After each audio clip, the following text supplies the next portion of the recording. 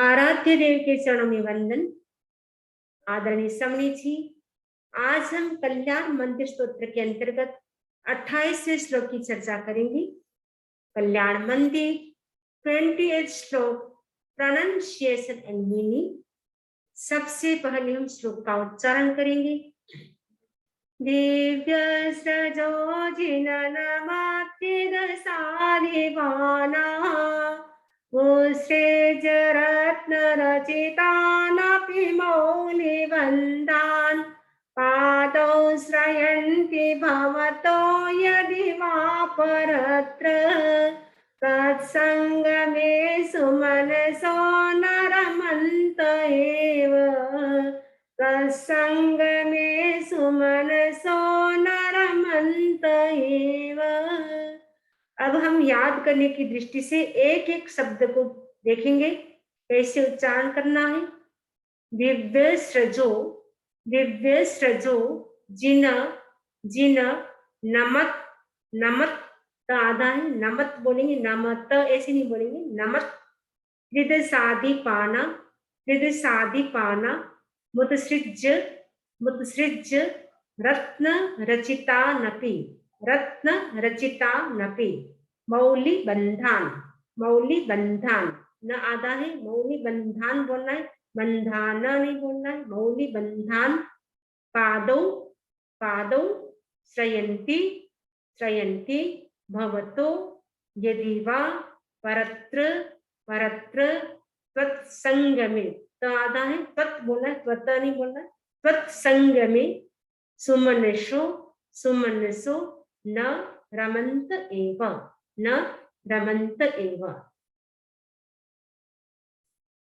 तीर्थंकर जब कहीं पर भी जाते हैं, प्रवचन करते हैं, देशना देते हैं, उनका सानिध्य प्राप्त करने के लिए मनुष्य तो आते ही है, हिरण्य प्राणी भी आते ही है, लेकिन स्वर्ग से देवी देवता भी आते हैं।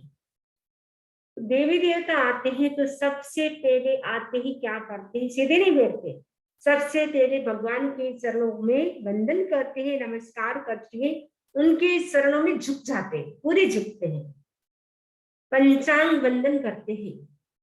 जब वो झुकते हैं तो क्या होता है? क्योंकि जो देवता होते हैं उनके सिर पे क्या होता है? मुकुट होता है, रत्नों से जड़ित मुकुट होता है, बहुत ही सुंदर होता है मुकुट, और उस मुकुट पे फूलों की मालाएं होती हैं। लेकिन वो जैसे ही झुकते हैं भगवान के चरणों में वंदन करने के लिए, तो क्या होता है? जो फूलों की मालाएं होती है वो भगवान के चरणों में आ जाती है। आप देख रहे हैं देवता लोग नमस्कार कर रहे हैं और फूलों की माला है वो भगवान के चरणों में आ गई, यानी नीचे आ गई। अब प्रश्न है कि वो पुष्पों की मालाएं इतना सुंदर मुकुट को छोड़ करके वो भगवान के चरणों में क्यों आ जाती है?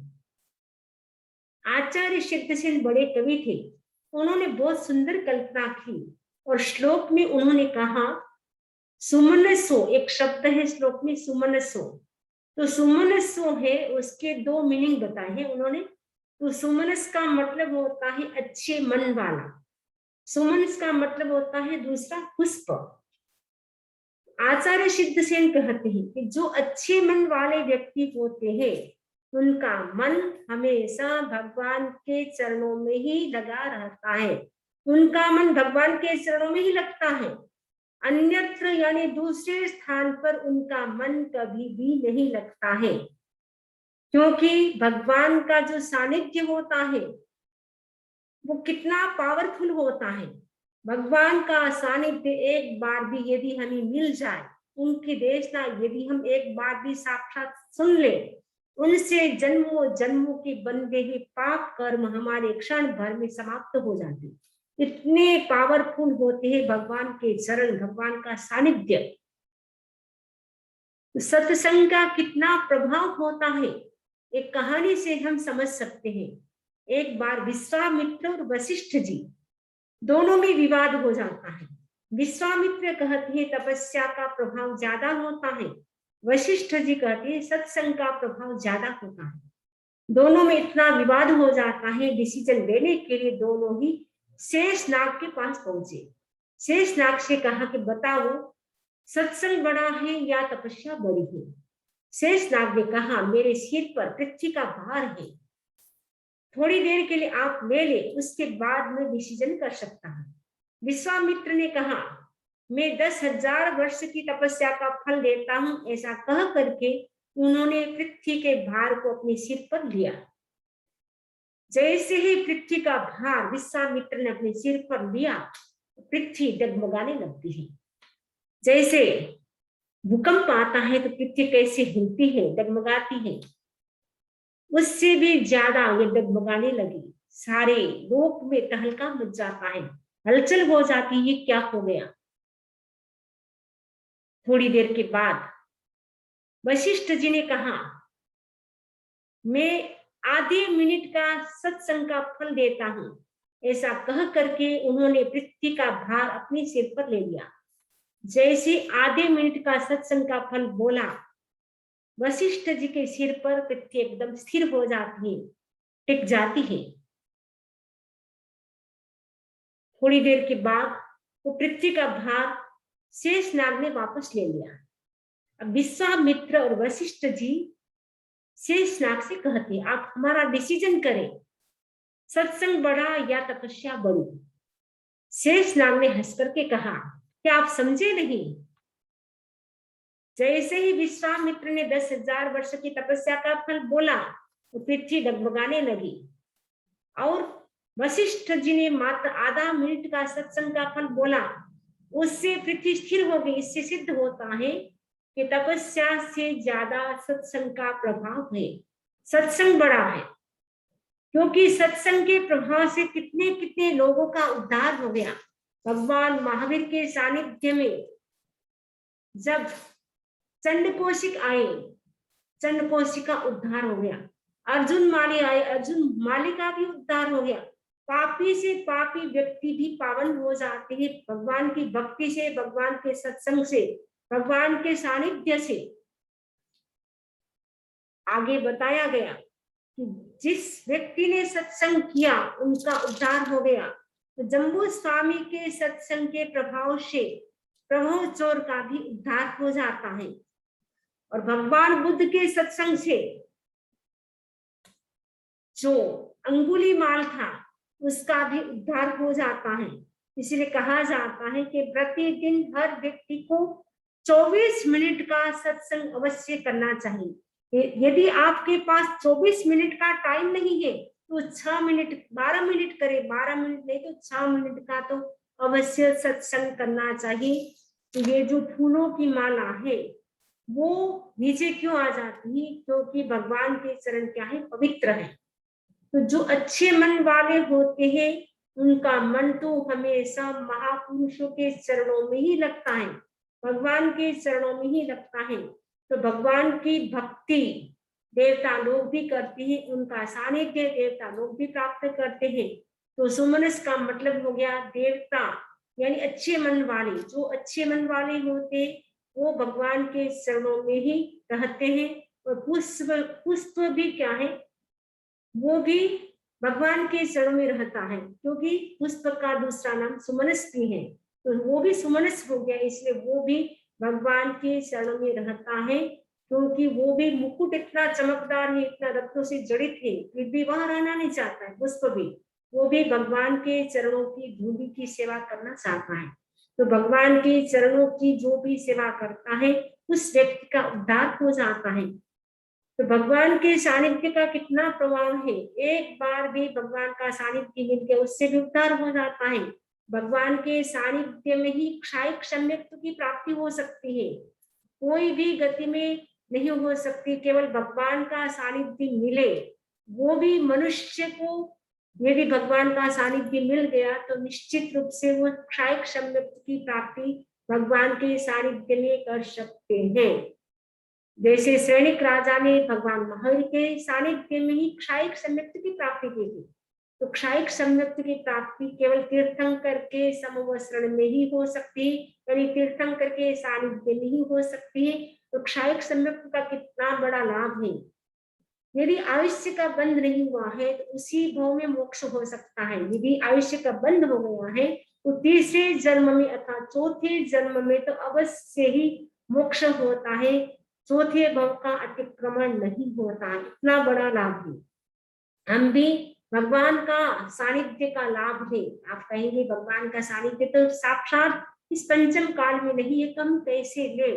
कम भावों से भक्ति करे, स्वाध्याय के माध्यम से भगवान की भक्ति करे, जब करे तब करे, ये सारी भगवान की भक्ति है। और शास्त्रों का स्वाध्याय करे, क्योंकि शास्त्रों की जो वाणी है, आगम की वाणी, वो भगवान की वाणी, तीर्थंकरों की वाणी है। तो तीर्थंकर रही है, लेकिन तीर्थंकर की वाणी आज भी साक्षात हमारे पास है। तो प्रतिदिन हम स्वाध्याय का नियम ले। ये चातुर्मास का टाइम है, प्रतिदिन हम 15 मिनट स्वाध्याय करेंगे, 10 मिनट जप करेंगे, जो भी आप करना चाहे वो करें। लेकिन भगवान की भक्ति हम भावों से भी कर सकते हैं। प्रतिदिन श्रीमंदर भगवान स्वामी को भी आप वंदन करें, वो भी एक प्रकार की तीर्थंकर की भक्ति है।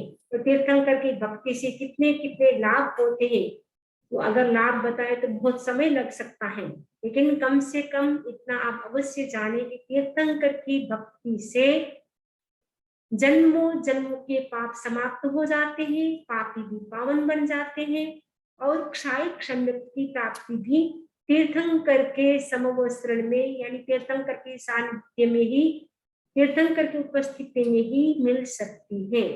अब हम संस्कृत, हिंदी और इंग्लिश का मीनिंग समझेंगे। जिन, हे जिन, हे जिन। नमत, नमस्कार करते हुए, ग्रीटिंग, कृतसादि पाना।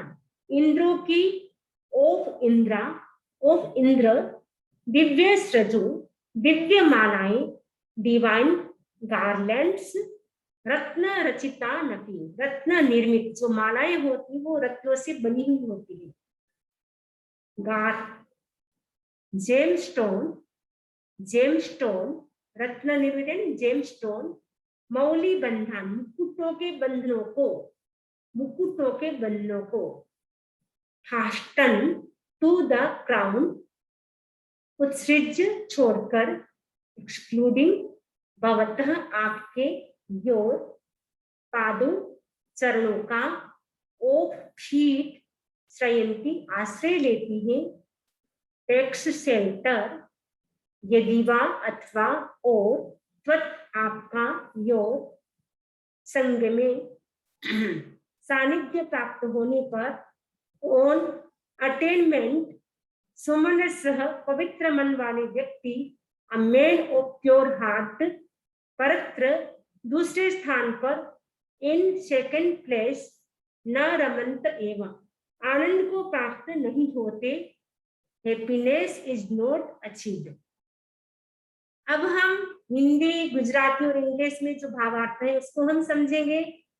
हे नाथ, जब इंद्र आपको नमस्कार करते हैं तब उनकी दिव्य पुष्पमालाएं रत्न जड़ित मुकुटों का परित्याग कर झटपट आपके श्री चरणों का आश्रय ले लेती हैं। ठीक है, आपका समागम होने पर सुमन यानी फूल मालाएं अथवा अच्छे मन वाले सज्जन अन्यत्र नहीं रमते हैं। हे नाथ, જ્યારે इंद्र आपने नमस्कार करे छे ત્યારે તેમની દિવ્ય પુષ્પમાળાઓ રત્ન જડિત મુકુટનો પરિત્યાગ કરીને ઝટપટ આપના શ્રી ચરણોનો આશ્રય લઈ લે છે। ઠીક છે, આપનો સમાગમ થવાથી સુમન यानी फूल माळाओ अथवा सारा मन वाला सज्जन अन्यत्र विहरता નથી, यानी બીજી જગ્યાએ એમનું મન નથી લાગતું। હવે આપણે ઇંગ્લિશમાં સાંભળશું। ઓ નાથ, when Indra the king of gods was at your daughter's feet to pay his homage, the divine garlands abandoned his gem-studded crown and get scattered at your 85th feet. It is true, indeed, that one refuge is available at your pious feet, the worthy, like flowers abundant every other place. इस श्लोक से हमें प्रेरणा लेनी है कि हम भी भगवान के सानिध्य का लाभ लें। भगवान का सानिध्य वर्तमान में साक्षात नहीं है तो साधु संत तो आज भी है, उनका सानिध्य अवश्य प्राप्त करें। साल में एक बार उनके दर्शन करने के लिए जाए, उनके चरणों की सेवा करें, उनके पास तत्व ज्ञान सीखे, मेडिटेशन सीखे, कैसे जप करना है, कैसे जीवन जीना है, बहुत सारी चीजों को सीख सकते हैं। और हमारे भीतर जो कमजोरियां होती है उनको भी हम दूर कर सकते हैं। एक बार भी यदि साधु संतों का भी सानिध्य मिल जाता है, उससे भी करोड़ों करोड़ों वर्षों की जो पाप होते हैं वो भी समाप्त हो जाते हैं। यह श्लोक जो है इसका बेनिफिट क्या है, इस श्लोक का प्रभाव क्या है, यदि इस श्लोक की कोई आराधना करे इसे यश कीर्ति बढ़ती है। यानी कई लोग होते हैं कितना काम करते हैं उनका यश नहीं बढ़ता है, तो ये श्लोक क्या है, यश कीर्ति बढ़ाने वाला है। यश कीर्ति बढ़ाने के लिए कभी किसी करने की इच्छा हो कि हमारा यश बढ़े, उसके लिए आप इसकी आराधना कर सकते हैं। तो आराधना आप प्रतिदिन कम से कम 5 बार इस श्लोक को बोले या 27 बार बोले, तो आपको लगता है कि यश बढ़ाना है तो करें, वरना ऐसी कोई जरूरत नहीं। हमें तो कर्मों की निजा करने के लिए ही हमें आराधना करनी चाहिए। यानी जो कल्याण मंदिर है उसको हम कर्मों की निजा करने के लिए उसका हम उच्चारण करें, उसको हम रिवाइज करें, प्रतिदिन हम रिवाइज कर सकते हैं, बोल सकते हैं। कर्मों की निजा इससे अच्छी होती है और उसके साथ साथ दूसरे लाभ भी बहुत सारे मिल जाते हैं। इस आशा के साथ ओम अरहम ओम अरहम।